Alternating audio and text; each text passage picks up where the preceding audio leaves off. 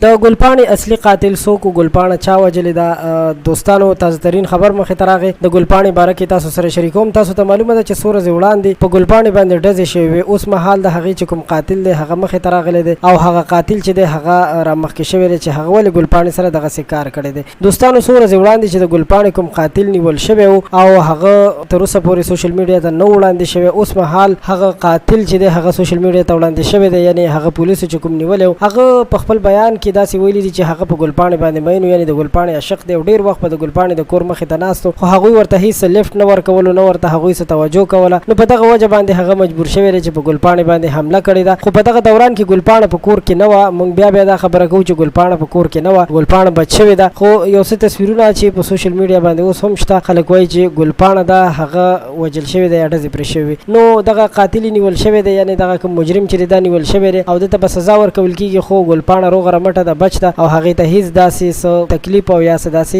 درد نه دی رسېدلی. ډېره مننه. تاسو ترین اپډیټ د ګلپاڼې په باره کې همدغه و. د ویډیو د کتلو مو یو جهان مننه.